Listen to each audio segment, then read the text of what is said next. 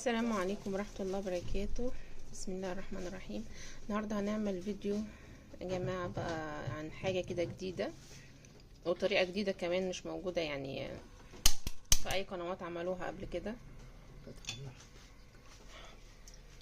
احنا حبايبي صباح الخير او مساء الخير بقى حسب ما هينزل الفيديو. احنا كده هنعمل شوية جرس اللي هي لا كعك ولا قراقيش.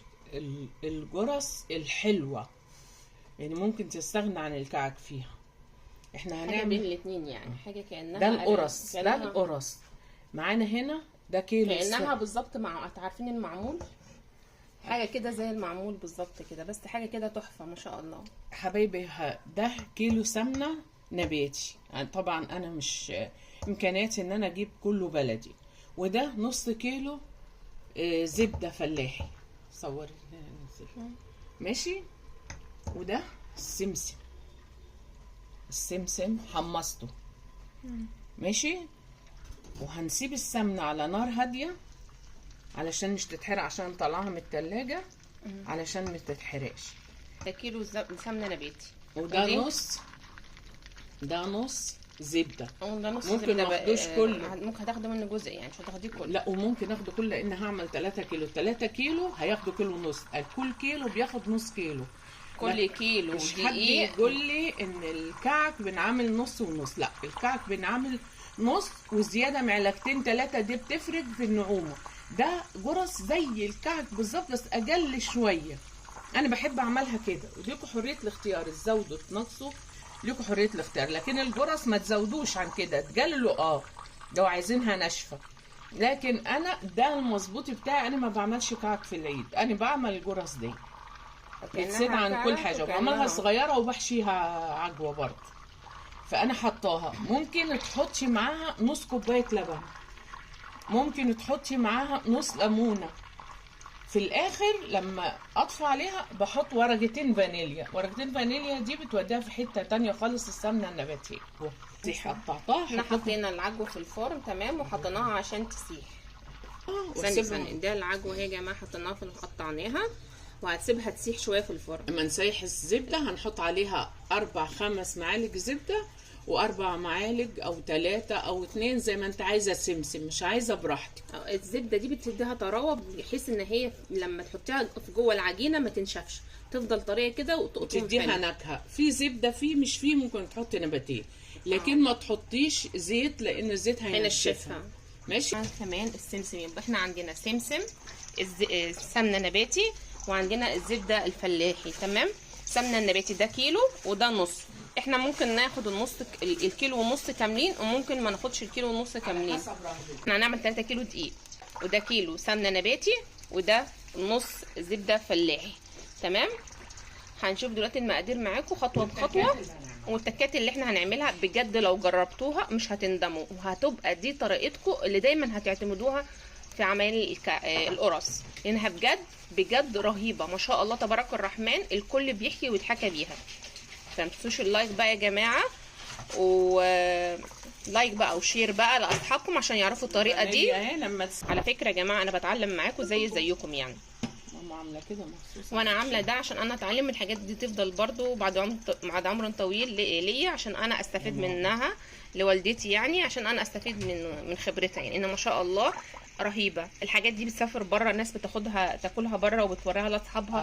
قرايبنا يعني مش بنبيع، معارفنا قرايبنا في بره يعني بياخدوها ما شاء الله بيضحكوا بيها.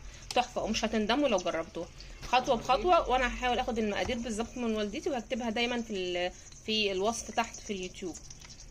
احنا بصي يا حبايبي، انا طفيت على السمنه بحط الفانيليا. شوفوا الفانيليا لو انحطت في الاول اللي هي البودر دي بتنحرق ماشي. وهنقلب. تحس كده الريحه اول ما بتتحط عايزه تاكلي السمنه من ريحه الفانيليا بالسمنه. ودي الزبده ساحت اهي. انا مش بسيحها للاخر يعني، نص تسيحه كده مش بنعمل مرطه يعني. مش بسيحها للاخر، بجدعها نص تسيحه تمام. هنرجع لكم نوريكم بقى الدقيق. دي كمان السمسم كمان يعني تديها طعم حلو. بسم الله الرحمن الرحيم. بسم الله. شويه شويه. انت كده حطيتي العجينه طبعا صغيره على 3 كيلو، وانا عايزه السمنه يبقى كله، عشان لما اعملها على دورين يبقى كله زي بعضه، مش يبقى واحد ناشف وواحد طري. فجلبته هنا في الحله، وحطيت الدقيق الباقي والسمنه الباقيه من الكيلو عليها اهو. احنا حطينا ال3 كيلو دقيق في الحله يا جماعه، تمام. وايه، وهنحطينا بقيه السمنه على، وهنرجع تاني نعملهم في العجينه على مرتين، بس بحيث ان احنا عملناهم كلهم في الحله، بحيث ان كل الدقيق يشرب ايه، يشرب السمنه. وبعد كده هناخدهم على جزئين هنعملهم في العجينه، لان عجينتنا صغيره. انما انتوا حطوا ال3 كيلو معاهم الكيلو ايه، الكيلو السمنه نبته معاه ايه تاني. هحط كوبايه من اللي احنا سيحناها عليها، والكوبايه التانية هنلم العجينه بيها، عشان تبقى في الاخر لما تلم العجينه بكوبايه السمنه السايحه او كوبايه الزبده السايحه، كانك عاملاها بسمنه بلدي خالص. هوريكم دلوقتي هنعمل ايه. يبقى احنا حطينا هنا 3 كيلو دقيق وكيلو سمنه النباتي، وهنحط عليها كمان كام كوبايه من البلدي. واحده وواحده نلم بيها. واحده دلوقتي هنحط واحده اهي، كوبايه في الاخر خالص اهو واحده كمان مع الكيلو، يعني كوبايه. الكوبايه دي يا جماعه 200 مللي، تمام. دوبنا اهو الخميره في الميه، معاها معلقتين السكر ومعلقتين خميره وبس. هنا اهو هنحط معلقتين سكر كبار الخميره، ومعلقتين خميره فوريه كبيره، او باكيتتين من اللي هما اللي بنباعوا دول، اللي هي الاظرف سريعه الايه. هننزل عليها بميه. الميه اصلا دلوقتي او لبن، الميه دافيه اصلا في الحنفيات دلوقتي. انا مش بستناها تخمر على فكره، يعني لان هنحط يا جماعه نص كوبايه زيت على 3 كيلو. ليه؟ ده بتخلي الكعكه تتحمر وتجرش فيها جرشه، بتبقى ليها نكهه جميله كده. ده التكه اللي بنقول عليها، ماشي. وما ننساش معلقه الملح الصغيره، هوريها لكم واحنا بنحطها. فكره هي لسه المفروض يا جماعه كمان هنحط لبن على العجينه، تمام. بس احنا الاول بنلم الايه، الزيت اللي احنا حطيناه في الاخر. نحط الخميره، هنحط الخميره اهو اللي احنا عملناها مع اللبن. مع اللبن. بسم الله الرحمن الرحيم. لحظه، هنا اهو معلقه ملح صغيره. حطينا معلقه ملح على اللبن، مش شرط يعني على اللبن، نحطها على العجينه يعني عادي. انا بحب احط عشان ما يبقاش حته فيها ملح وحته ندوبها يعني. حطينا كده حطينا كوبايه واحده ميه بالخميره ندونا واحده لبن اهي، ودي التانيه. ادي دي تاني كوبايه لبن مع كوبايه الميه اللي عليها الخميره.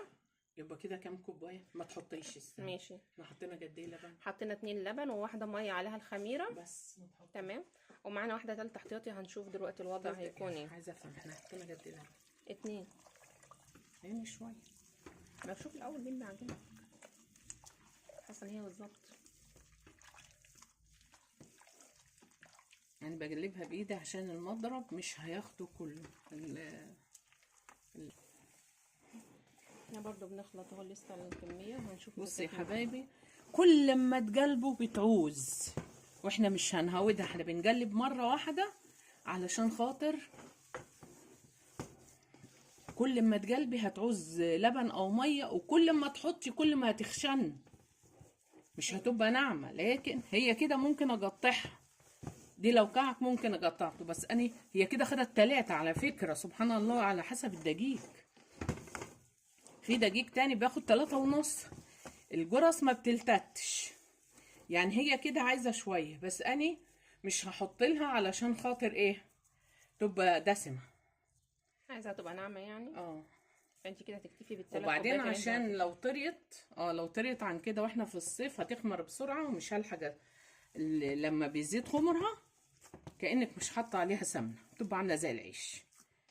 احنا هنقطع على طول على ما نجهز السجان عشان احنا في الصيف، لكن لو في الشتاء بنسيبها نص ساعه ونغطي عليها عشان ايه، ترتاح وتخمر شويه. لكن في الصيف بص العجينه وملمسها شكلها اهي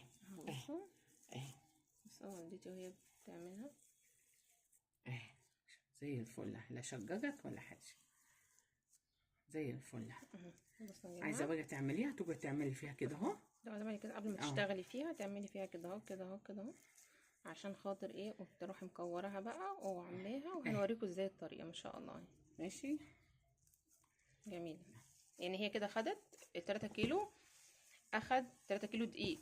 تمام اهو يا جماعه الخطوات اللي احنا عملناها بسرعه على سريع كده. 3 كيلو دقيق، معاها كيلو سمنه نباتي، معاها نص سمنه بلدي، تمام، وظرفين فانيليا وسمسم، وكوبايه ميه عليها 200 مللي عليها خميره، ومعلقتين سكر، وعليها وذره الملح، وحطينا كوبايتين 2 لبن، وكوبايه زيت لمينا بيها في الاخر على نص كوبايه زيت لمينا فيها في الاخر عشان تدي اللمعان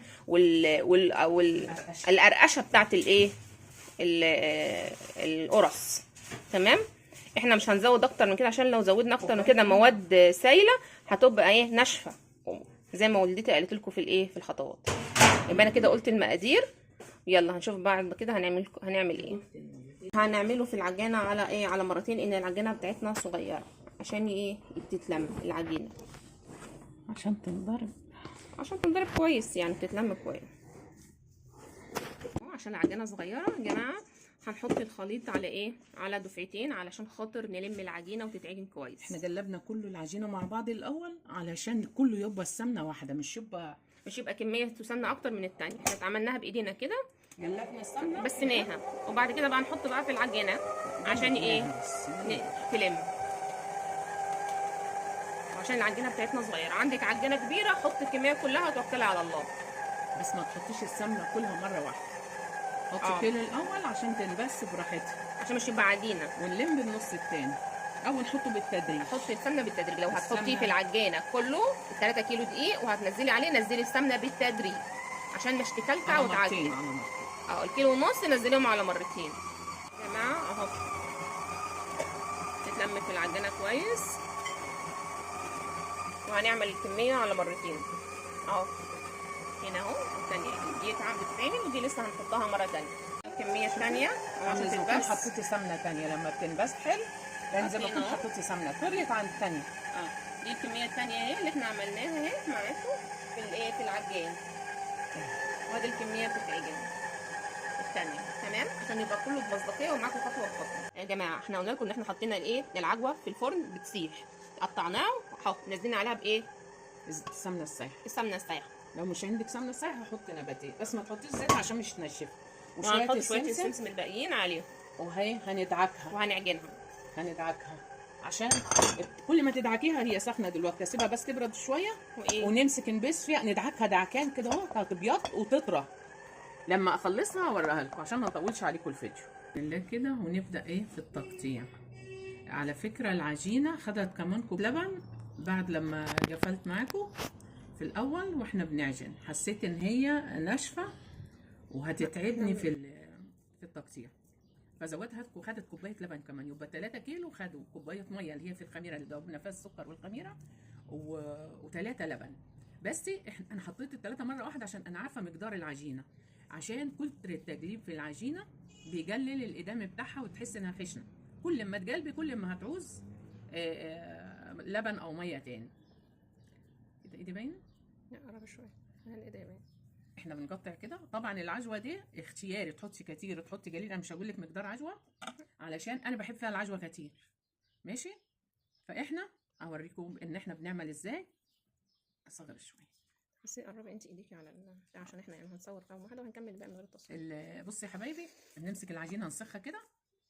انت لو طرتيها اكتر من كده هتديكي عجينه ناشفه او قرصه ناشفه. شوفوا ماشي اهو، تستصفي ايدك بتاخدي كميه العجينه اللي انت عايزاها اهي، وحته العجوه ماشي اهي، حته العجوه انا بحب العجوه فيها كتير، ماشي. هنقفل كده كويس ماشي، وهنقفل الحته اللي انا قفلت منها، هروح عامله كده واروح بين ايديا كده.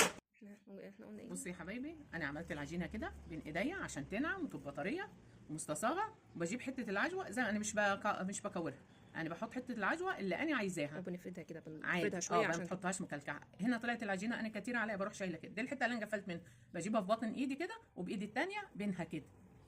انا يعني عن نفسي يعني ما بطهاش، بسيبها كده بتبقى عامله زي المعمول، واسيب مسافات بين الثانيه. نعمل تاني تبقى عاليه كده شويه كده. الحته دي اللي انا عاملاها بايديا الثانيه اهي، وحته العجوه اهي بحطها، بس افردها مش احطها مكلكعه عشان مش تبقى ناشفه زي الطوبه جوه. بنقفل كده. واحب اعرفكم تاني ان احنا بنحطها بين ايدينا كده، بين ايديا كده، واروح عاملاها كده اهو، حته الجفله اللي من تحت، واهي شوف زي الفل اهي، ومش ببطها، هي بتنبط تلقائي بايدي، بس انا بحبها تخينه بتبقى عامله زي المعمول. انا كل ما اعمل واحده ماما تقول لي صغريها شويه، اصغر اكتر من كده ايه؟